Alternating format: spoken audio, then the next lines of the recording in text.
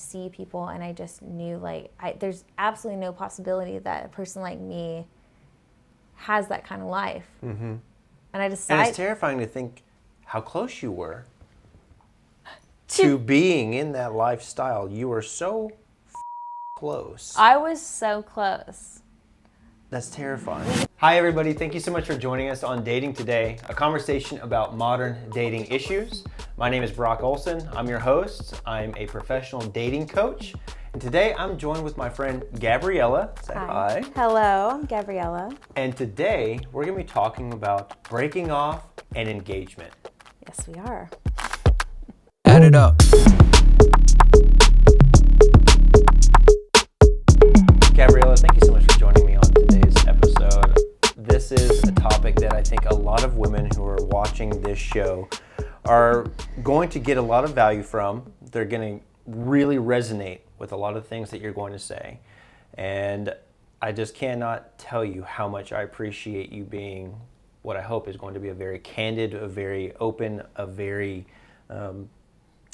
insightful conversation between you and I. Thank you so much for joining me. I'm happy to be here, and I'm very excited. Yeah, this is going to be a good one. I think again, a lot of people are going to empathize with what we're going to be talking about today, which is when you're in a relationship and you've been dating for a while and then you get engaged, you know, you have all these ideas, these visions, like, you know, I want my wedding to look like this, and that starts before you even meet the guy most of the time. Like, you already have, you know what your dress is going to look like, you know your flowers, you know your colors, you know your bridesmaids, all this stuff. But what happens when you get engaged and during the engagement you realize this isn't the person I should be getting married to? That's a very difficult moment to realize, like, wow, maybe I rushed a little bit. I'm not saying you did. Maybe I rushed this whole thing. Maybe I was so focused on the wedding, I didn't really think about the relationship, the health of it. You know, if the dynamic was something that I really wanted to do, if I could even sustain it. We're not even going to talk about the marriage and what all that takes, but so many women really want to push all the concerns aside just so they can get down the aisle. And that's a very, very common theme with a lot of people who I've worked with. And this is society in general. It's like, women, you've got to get down that aisle as fast as you can. And in that pursuit, in that quickness, and, you know, people often marry the wrong person. But sometimes you see that is the wrong person before you say I do. Gabriella, you were one of those people? I am. You realized after the engagement, wow, I cannot go through with this. Yeah. How did you... Let me back up. Okay. Let me back up. When you were growing up, what type of relationship examples did you have to go off of? Were they good? They were not good. Okay. None of them, especially a male to female, partnerships, marriages, short term, turbulent, abusive. Sure. I think the only positive partnership I saw in my whole life growing up were my grandparents, my mother's mother and father. Okay. And they were wildly in love. It was so beautiful to watch. I love that. And you know, I always wanted that. They were just, even, I think, you know, in their 70s, they were just tickled with each other, just happy. But that was pretty much it. Outside of that, my mother's partnerships, uncles, aunts, like, friends, it was just, for lack of a better word, a shit show. Yeah, just not very good examples of No. healthy adult romantic relationships. Very unbalanced, everything. It's like Unhealthy. it's very dopamine centric. Okay. It's not Sure. not a lot of communication or wholesomeness or like longevity in mind is what it The felt things like. required for a healthy marriage. Yeah. Very in the moment, very passionate, very like right then and there. Yeah, it's one night stand material, not marriage material, but everyone married them. Sure. Okay. Yeah. So when you met your ex-fiance, he was like, how did you guys meet? How did you two meet?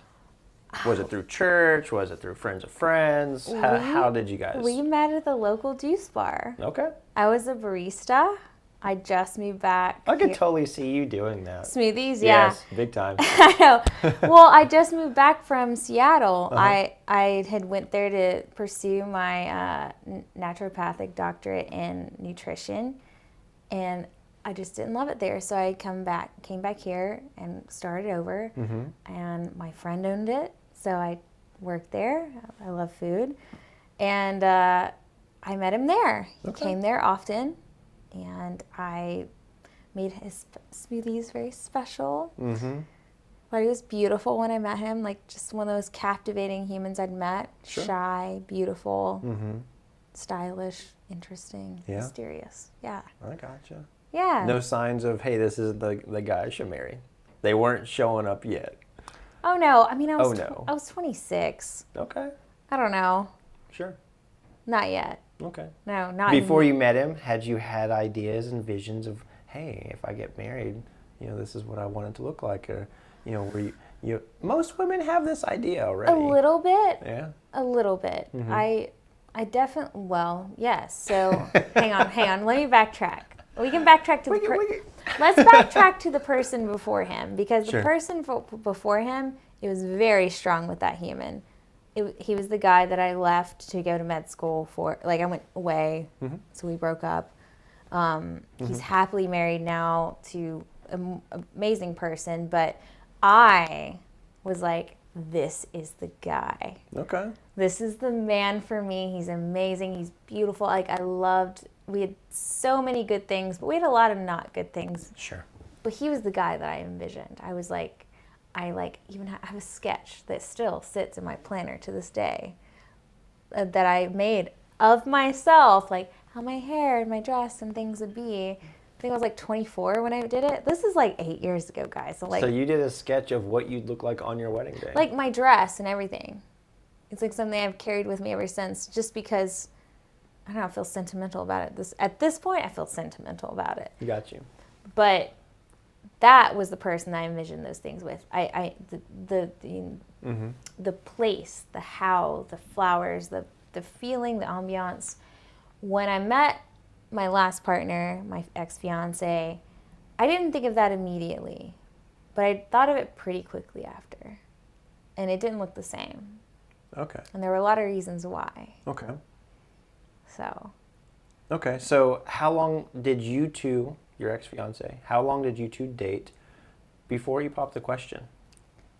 We dated for 5 years.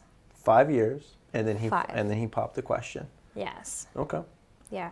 During those 5 years, were there signs of, hey, maybe we shouldn't do another year, that we might have been ignoring? In my mind, in a lot of ways, yes.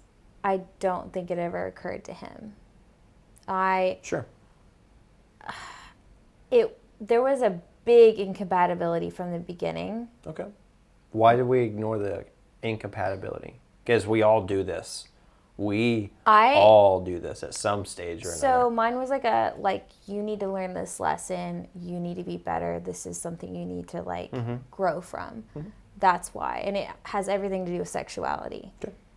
So for me, at least initially, ignoring it meant, hey, this is going to make you grow. And initially it did. But beyond, I'd say a year, once we hit kind of around that mark, it wasn't that anymore. Okay. Yes. Could I practice knowing someone without sex involved? Great.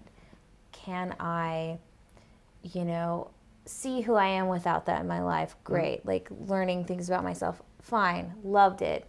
I actually really enjoyed and really loved that idea in the beginning, and it was actually not a bad thing for me, but past a certain point, it became the exact opposite. So why did you stay for that many years with somebody who, many people have stayed in relationships long before they knew that they were supposed to be gone. I stayed. It not only has something to do with him, has a lot to do with his family. Okay. It has a lot to do with my upbringing. So Okay. I don't really have family. Mm-hmm. And I know psychologically and through a lot of therapy that I went through that makes me vulnerable and Yes, susceptible it to just really like merging into other people and other groups, communities, families. Mm-hmm. And whenever him and his family showed me what I perceived to be just such deep and unconditional love, and I don't believe that wasn't, just wasn't right for me. Sure. I was hooked. Like, Okay. I hadn't really felt that my whole life. And Gotcha. I was like, okay, You found your spot. You here's found your my people. family. I love them. We're all like, you Mm-hmm. know, it was so good for a while. And then I just noticed that I began to disappear. Like Disappear how? the adult that I become, the Mm-hmm. woman that I am, in all her facets, the good, the shadow, the self, like the perceived badness that, you know, especially toxic Christianity can have. Sure. It was really detrimental to my identity. My identity disappeared. Who I was. Toxic religion in general. Yeah, Yeah. in general, absolutely, Mhm. and I could speak to that on a whole different Sure. level of my friendships too. But I began to disappear, and it still is one of the most traumatizing things I've ever gone through. And I have to say, I've had a very, very, very complex childhood. So to say that is a lot, and it doesn't really have a lot to do with. It's not their fault. It's not my fault, but it's all of our fault. Sure. You know, and it's taken a lot of therapy and like growing on my end to know that, like, hey, not only did I rob myself of that time, I robbed them of that time. They robbed me of that time. It's like it's a whole thing. Sure. I forgot where I was going with that. So You're onto something, which was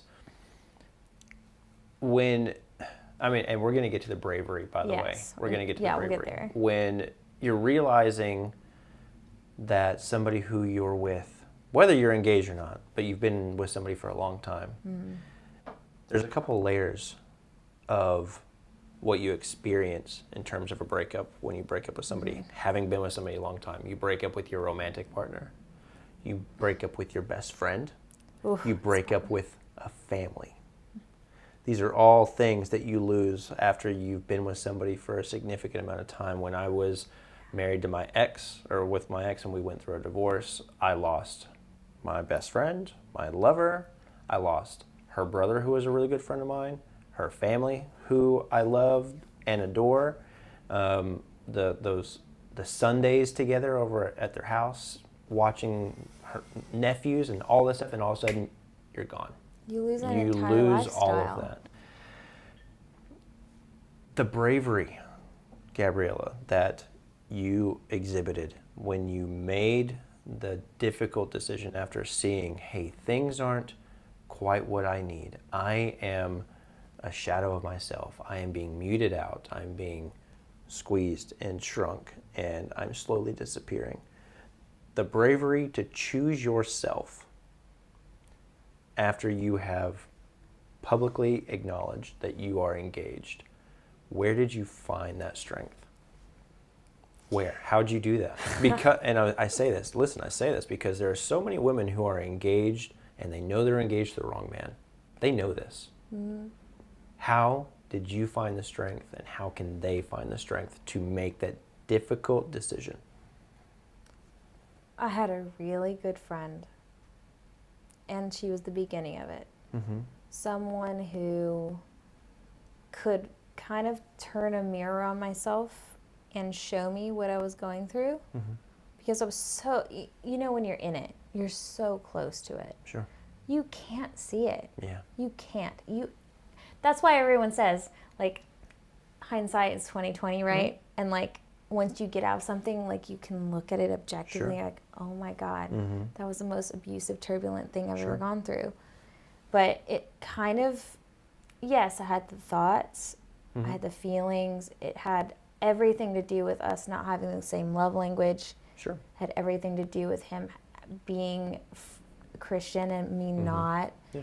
Like, multiple levels of incompatibility. A lot. Multiple. And me thinking that, and I even told him, this is the funny part. When we first started dating, second, third date, I'm like, okay, talk to me about belief systems. Talk to me about politics. So I asked him all these questions, and his answers did not line up with mine.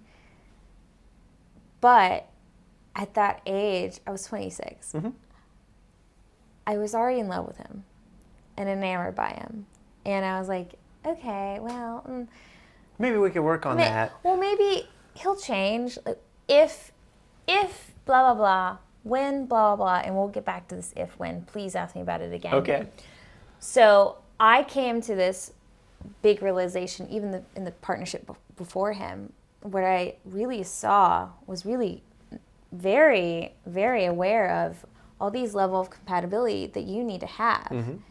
And I think it was like 5 that I listed out, and I can't list them at the moment, honestly. Sure. But, I realized in my last one, I had 3 out of 5 or maybe 3 out of 6 or whatever it was. And with him, it was pretty much the same.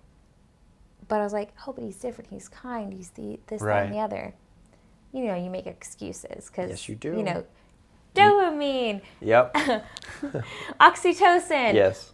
We have all these beautiful chemicals in our mind that just love to renegotiate our the standards. biological processes take over. Yes. I'm 26. It's yes. like, duh. So he'd answer these things. I didn't like the answers. I was already in love with him. I was like, all right, well, I'm here. I'm in. Okay. I didn't really have any doubts beyond that, though. We had the best days together. We had the best lifestyle together in general. But the longer it went on, the more we were together. Just the period of time. We never lived together. Okay. We were together for 6 and a half. Six and a half years total. We were engaged for a year and a half. We never lived together. We didn't make any big decisions. It was just like really odd. Like, let me ask one question real quick. Okay. I was on a TV show today. The topic was about moving in. Oh, yeah. When to do that. I would have moved in with him quickly. Do you think that had you moved in with him quickly, that you wouldn't have been together for 6.5 years? 100%. But here's the thing. That would never, and it still was never an option for us with him, ever. Mm-hmm. And I could probably confidently say, even with his new partner, etc., I bet that wasn't either until they were married. Okay. And that's fine. That's them. That's their lifestyle. Mm-hmm.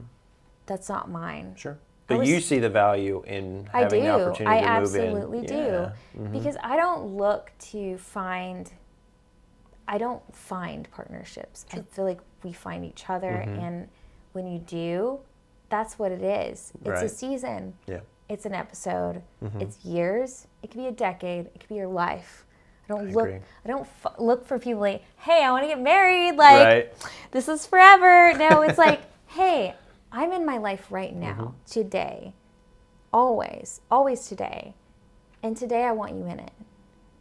And I definitely want you in it until I don't. Mm-hmm. And not in a like, hey, you're disposable kind of way. Sure. It's like, I acknowledge the shortness and the just preciousness of time on my end and yours. Yeah. And I'll enjoy it as long as possible on my end and yours. I'm the same way. It's like, and if it's over, it's over. And I really want you to enjoy this beautiful life that we can have. Yeah. And go do it. I feel that. I love that. And I genuinely feel that way. I've always felt that way overall. Mm-hmm. I will say I harbored a lot of resentment toward my last partnership. A lot. And it all has to do with like me not being able to communicate well. Or maybe a little, well, I think it's half and half. It's me not communicating well, but also when I did, it wasn't received properly. Okay. Like, would there have been a level of communication? Would there have been words that would have been able to help the incompatibility issues? Because I, as a dating coach, after you and I, we had a discussion, I don't see how it could have been reconciled. No. I really don't. No, it was, no. In the beginning, maybe, like, Sure. had I been as direct as I am now, or was in the end, and knowing my needs, I knew my needs. Yeah. I just assumed, this is my mistake, is like assuming that my needs were something that every man wanted. Like, and it's very specific, as sexual needs. It's Sure. The like, things I want sexually, a man is going to die to have these no, types of things I to share am with the me. actual epitome of what a man would just Yeah. lose his mind over. Like, thank God I'm with you. So Right. I never thought there was something I needed to, like, over communicate. I was just like allowing time for this human to develop and have his moment, and like, And catch up to you? somewhat, yeah. There. And it's bullshit. I was gonna say. I was gonna say. So I've worked with many women who feel that same thing, that they approach a relationship. Please leave. Feeling as though, by default, they're relationship ready. They don't need to work on communication. They don't need to work on how they establish standards. That just being them is enough. No, it's not. It's not. It takes a lot of conscious work, which is why I think so many people It who does. do get married very young, and I did. The divorce comes for, what was the stat? At least 60% of those people are getting divorced. Right. 80% are initiated by women. Like, it's a thing. Yeah. It is. And I was divorced. I am divorced. I was married before, like, Gotcha. when I was 20. So, like, I think that's important to know. Just, look, I've kind of done this, like, Yeah. and it was like the next thing. It wasn't like, I didn't come from a religious background. It wasn't any of that. It was like my high school sweetheart. Like, I just felt like, this is what we need to do. Was the first wedding, the first marriage, was the wedding big, grandiose? No, beautiful? It's very simple. It was nothing. Okay. So the second one, you wanted to do right. Oh, it was. I still have. Yes. The answer is I yes. have files. I have mood boards. Scrapbooks, Pinterest. No, the whole I'm thing. a designer, so like, Yeah. I've designed everything. Like, and it was beautiful. And this is funny, and I will circle back to everything we're talking about, but I realized recently, I was looking at these mood boards and things. And also, I saw that my ex has married now. Happy for them. Great.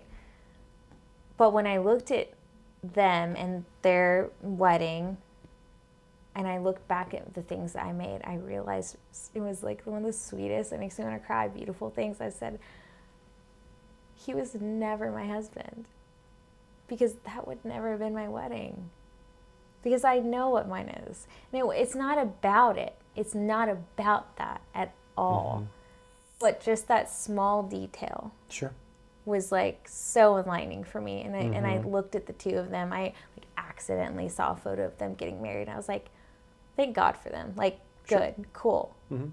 Was it hard? Did it suck? All these things? Absolutely. It's like, I can have all these emotions in one and it be real. But that, just seeing the finality, like just the absolution of them being married, was delicious and wonderful. I got you. It was great. I got you. Like, I have a similar experience, but tell me where you got the bravery. Where did that come from? Because so many, and men experience this as well. Like, oh dang, I proposed to the wrong person. But we're talking to the women, strictly the women who have envisioned their wedding since they were 6. Where did you get the bravery to break off the wedding? Having been with this person for 5 years by the time they proposed, where'd you get your bravery? Where was it? So I grew up surviving. Traumatized, surviving. I raised myself since I was a child. Straight up. Really did. So I know what it feels like when it kicks in. Like, whenever it's like, it is actually do or die. Like, your back's against the wall and you're dying in metaphoric ways. Sure. Like, emotionally, Your identity is dying. It I truly was is. gone. If I look at photos of myself Mm-hmm. and I look like a clone of his family, I don't look like myself. Yeah. There's nothing sensual about me. There's nothing. I just don't look like myself. It's wild. No, I get it. And I was my frail. experience was similar, not to that extreme, but I can look at past pictures like 8-10 years ago, and I'm just like, I look like I belong to her family. I was frail. It's the worst my ADHD and like depression had ever been in my life. Sure. It was unbearable. And what really frustrated me was I had really gotten that under wraps early on in my life on my own. Mm-hmm. It was really sustained, but it all really came to a big head in 2020. I had made a very poor decision. My mental health was not good. Okay. And I couldn't keep my apartment. Plus they were like selling the house. It was a whole thing. But I needed somewhere to go. And for some reason, he and I thought it would be an okay idea for me to move in with his grandparents for a period of time. Okay. A period of time, specifically. Unfortunately, during that period of time, the big lockdown in 2020 happened. Yeah. And they are very much on the opposite end of the spectrum politically to me. You were locked in the house with Fox News. Oh, wow. That'll do it. That will do it. Locked in the house with Fox News.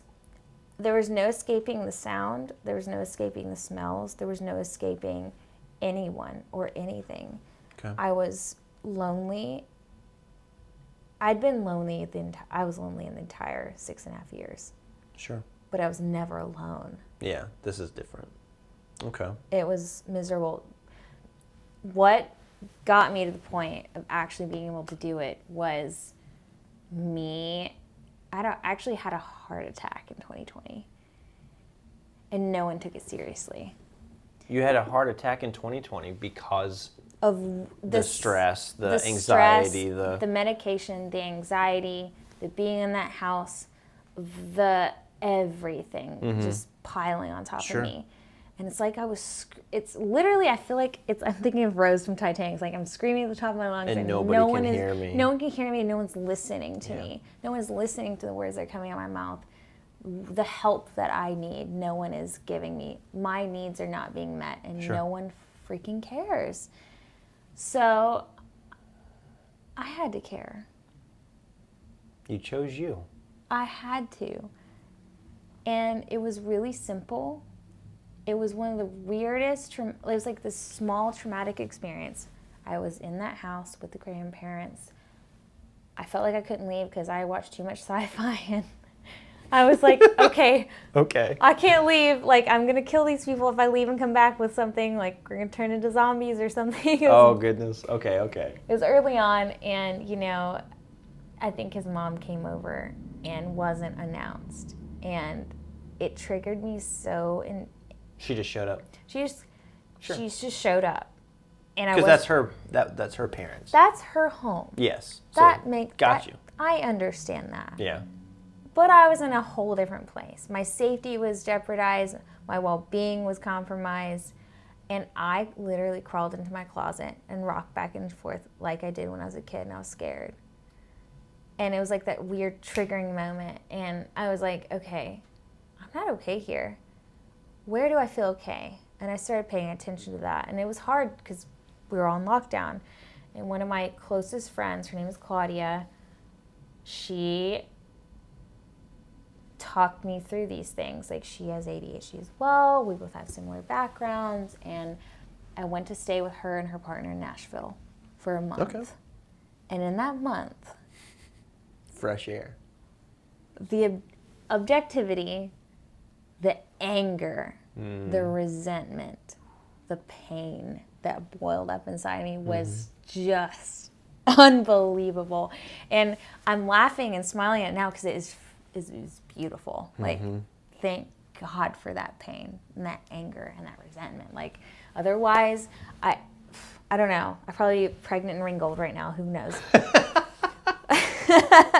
But it was her. It was having support. I don't have support. Like I said, don't have family. I have like one sister, two sisters, and like that's it.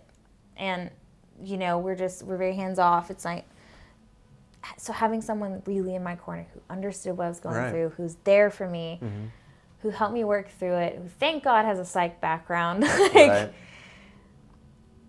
But the thing that triggered me was like, it was that thing I knew from my childhood. It was that thing that like that 5-year-old knew, like survival. Like, you're dying. You have to go. Right. It's not okay anymore. And other people might think that all these things that matter to you are silly, but they aren't. They make you who you are, and you're empty. I was hollow. I was completely hollow. How did you tell him? I can't do this, I'm literally dying? How did you tell his family I'm done? It was over time. And it was over the course of that year and a half. That you told him not happening. You're like procrastinating. It was slow and steady from that point. Okay. Me expressing my needs, saying, hey, my love language is touch. I see. Physical touch. Yours is gifts. I hate gifts. I hate giving gifts. I hate receiving gifts. And all you want to do is buy my love, and you can't do it. And all I want you to do is touch me, and you won't. Okay, great. I haven't felt love for 6 years. Cool. And even us being so self-aware and understanding these things, there's still no fixing that. So it's just, it was slow and steady, just hammering of each other for a year and a half of, I need you to do this. I need you to do this. I need you to do this. So was this your way of like getting him to almost call it off? Were you trying to get him to call it off by finally stating your needs and your expectations? I was trying to fix it. I didn't know that, I still didn't know once we got engaged, I still didn't know that I couldn't fix it. Okay. It wasn't until probably like September of 2020 that I really started sinking in, like, I don't know about this. I don't know if... Like, you've done all you could. I've done everything. I've offered every option. I've recommended so many books. I've, begged for him to go to therapy, for me to go... Like, I was... There were no more options. There were no options. And all of the options that I offered... The last option that I offered, and I think you'll probably talk about this eventually, is polyamory. And it's not even something that I personally, like, even just like right now, it's not like what I want. Sure. It was just a solution to live a life with a person that I loved, but wasn't right for me. Yeah. Well, you're looking for answers. I was looking answers in any form possible. For anything. And well, I think that a lot of people I know turn to polyamory when the relationship and they're at a dead end, they can't figure out what the issue is, and so they think, well, maybe we should bring somebody else into this, maybe we should open our relationship up. This is a zero judgment comment. I'm going to say zero judgment, but that is typically, when you get to that point, it usually means the relationship is not going to succeed. Yeah. That's usually what that's going to mean. Very few can incorporate that type of dynamic into the relationship and it succeed. So if you get there, you're probably at the very end. And I have some friends that they are there and it works, and it has worked for years. Sure. And I do believe that if you're single and that is your avenue from the beginning, I think it's great. Sure. But as a Band-Aid to incompatibility... Yes, and that's really what I meant. It didn't work for me. And I would challenge everyone to really, like, honestly, just go in the bathroom and look at yourself in the mirror and look yourself dead in the eyes, in your irises, and ask yourself, is this going to work? Just really ask yourself and be honest. Like, would this work for me? Can this work for us? Are these incompatibilities manageable? Can I do this for 50 years? Yeah, exactly. Not just like right where it is 50 years, but like, gradually getting worse for It 50 and years. it does. It always does. It will. And, that this is like a good, circling back, like this is a pattern that I noticed in my life. This is like core childhood wound here, right? Abandonment. Sure. I love to create abandonment scenarios. I created an abandonment scenario with the person before him. I needed to go to med school. He didn't want to come with me. Okay, now I'm abandoned because he doesn't want to come. And then it's like, instead of me having the courage to directly say, this isn't working and I'm leaving you, to, you're not meeting my needs, this is the solution I need for this to happen. Sure. And offering a solution that they can't say yes to. That you knew would be the end. So in the end, they're abandoning me. Sure. They're saying no. So like, was that brave? I don't know. Like, I guess it is, but I know now, because I've done a lot of work on it, like, okay. Yes, I think it's brave, and I'm gonna say I'll tell you why. With that series of questioning, with that way that you're pushing, you have an objective. You know what these questions are going to bring. You've made up your you've made your decision. You've made up your mind. I'm going to ask these questions, which will likely, if they stick to their standards, which is a religious standard, will result in the end. So you knew. Yeah. It was a way of saying it without saying it, but you knew what was happening. It's the biggest ultimatum. 100%. Fix it 100%. or leave. I'm worth it. I'm worth staying for, and I know I knew that, and I've always known that. You're also worth finding somebody who's able to bring the needs that you have to have met. You're Who's worth waiting for excited about somebody it. that's excited, that Who wants to loves- do this for Yeah. you willingly, that you don't have to coerce, that you don't have to manipulate, that you don't have to give ultimatums to. Exactly. Understanding your worth will allow you to make those difficult decisions Yes. much easier. Understanding your worth, knowing your non-negotiables, understanding your love language. Those are huge. Sure. And I didn't understand that as a young person. Sure. Now I'm 32 now, and I just met someone that I really, really, really love. And the first thing I asked him on the first date, we did meet beforehand, but I did ask him, what is your love language? And one of my non-negotiables was, it has to be physical touch.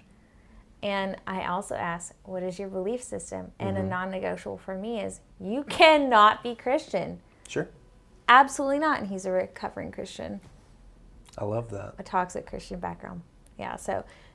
Surprise, surprise. Oh yeah. So for me, it was just understanding those things, but also having the conviction and understanding. I know where this road goes if I don't put that first. If I don't put me first, because if I can't put me first, I can never love them. I can never put them first either. It's like it's a very selfish thing. And this all circles back to, to that engagement, to that person, to him. I loved him beyond words. Sure. And he'll know exactly what that means if he ever watches it. But it's like, I stole time from him just as much as he stole time from me. Sure. And I feel awful about it. But we didn't know. We were young. Like you said, hindsight is 20/20. You don't know until you're out and you're older and you get it, right? It's like, so it's all about, I really think it's like knowing your worth, please know what your love languages are. And if you don't, you really need to. I completely agree. Huge. And the whole belief system, that is just something personal to me.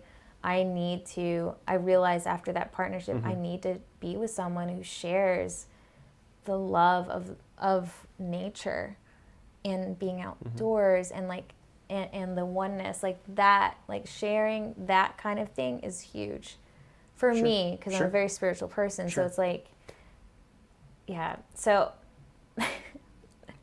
coming back to everything, the bravery came from feeling and knowing who I was finally, like having a moment, these glimmers, these remembrances of like me in vibrant times when I was even a little younger, or I call it my knowing. It's like what's the word? It's not sentience. It's something else. Like I just knew who I am. I knew where I was going. I knew my future in a way. And I just knew that not being fulfilled, not feeling loved, not being fulfilled sexually, not being seen fully was not my destiny. And I just knew that. I love that. I just knew. It's like I'm so passionate and loving, and I see people, and I just knew like there's absolutely no possibility that a person like me has that kind of life. And I decided, and it's terrifying to think how close you were to being in that lifestyle. You were so fucking close. I was so close. That's terrifying. We didn't book anything. We picked some dates, but nothing was ever done. But you were on your way. But I have the ring. Like I tried on dresses. Like I had photographers. Like I had things lined up. It's wild. And I want to, kind of challenge the women that are watching. Either you're going through this now or you do it in the future. When you're engaged or you think it's about to happen, ask yourself, if the wedding was off the table, if elopement was it, no wedding, no celebration, no being in public, no huge ceremony, no you're in the middle of everything, this is your day. If that was off the table, would that man be the person that you want to share the rest of your life with? I think that is the single most important question you need to ask yourself, because so many women marry the wrong man because they want to walk down the aisle so damn bad. I want to say 80% of my clients are women who walk down the aisle with the wrong man because they were so focused on that day. They had been thinking about it for so long. So many flags, red flags, pushed aside because that white dress was so beautiful. The idea was so beautiful. But I'm going to tell you something that's even more beautiful. And she's going to experience this too, is walking down the aisle to the right man. There's no better feeling. I got married once, was not the one that I was supposed to be with. When I saw my wife that day, like I'm going to start fucking crying. I'm like crying. When I saw her, I just lost it. I knew she was the person that was supposed to be coming down the aisle for me. And she has told me she knew I was the person that she was supposed to be walking towards. When you wait for that special day, it's not the wedding, it's the person that you're marrying. That's what you're supposed to be looking forward to. It's not the celebration. Yes, that's a beautiful part of it. But it's about the person that you are walking towards. That has to be the focus. It cannot be the flowers. It cannot be the bridesmaids. It cannot be the bouquet. It can't be the cake. It has to be the understanding that you are going to be binding your life with somebody very, very special. And if you have these incompatibilities early on and you're trying to brush them to the side, Gabriella is going to echo me. It is the worst decision you can possibly make in your life. It really, really is. I'm a year and a half out and I'm still recovering. I'm barely recovering. I'm barely recovered. So, yeah. You're doing a beautiful job. Thank you. You really, really are. I think to add to what you just said, you need to know yourself. You must. If you do not know yourself, you don't know your needs, if you don't understand who you are, how can you expect someone else to know who you are? And if you don't know who you are, I'd argue you can't love yourself. And if you can't love yourself, they can't either. Beautifully said. You can't ask someone for something that you don't know. You can't. No, you're right. You absolutely can't. It's You can't. impossible. You can't. So yes, know yourself, know your expectations and your needs, be able to communicate those very, very clearly. And if things are just not matching up, syncing up, boxes checked, like the basics, the fundamentals, if you can't picture yourself with that person 50 years from now and stop trying to run down that aisle. And Gabriella actually you said something earlier. A lot of women are going to understand this. I thought I could fix him. I thought I could work on that thing. Uh-huh. That is the biggest trap that women fall into every single day. I can just fix him. We just need to get to that wedding first. After that, I can fix all this stuff. No. Nothing will humble you faster than realizing you can't fix a man. When you meet someone and you like them, when I like them, the first thing I think to myself, would I change anything? And if the answer is no, I know I can move forward. Then I can go to the first date. I love it. Then I can go to those hard questions. I get, and like I still ask myself that question as I'm in the early stages of dating someone now. Yeah. It's so important. Like you have to think that, because you're not going to. They will change on their own as they will, and that's their evolution. It's not you changing them. Sure. Just as you will. So you really have to be into like exactly what they are, who they are. And I guarantee you, do not walk into any of this with a scarcity mentality, because that's what will nail you to the wall. Yep. Like you need to know there are 8 billion people on this planet, if not more. Yep. Your person's out there. More than There's one. many persons out there Many. that will make you a very Many. happy wife or husband or whatever. Or wife and wife, like you never know. Don't be just afraid to walk whatever. away. Don't be afraid to walk away if it's not feeding you the ways that your soul needs to be fed. And it will talk to you. You just have to listen. Do not ignore it, because you're heavily motivated to hear those wedding bells. Don't do that to yourself. You're the most important thing in your entire life. You spend your whole life with yourself. That's the thing that matters the most. Very true. Very true. Gabriella, I want to thank you so much for sharing your story, how you made one of the most difficult decisions that most women could possibly make, which is to break the engagement.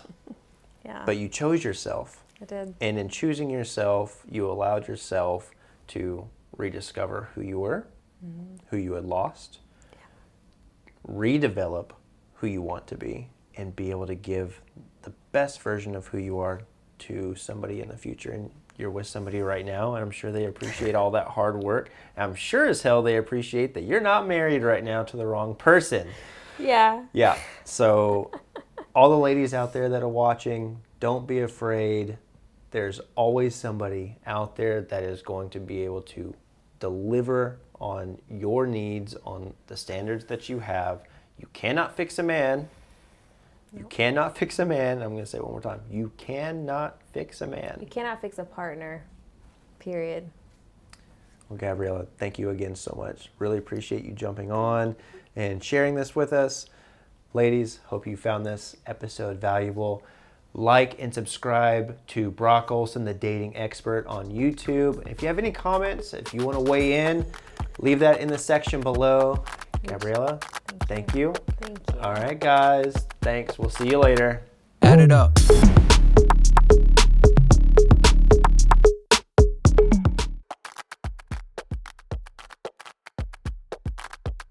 Add it up.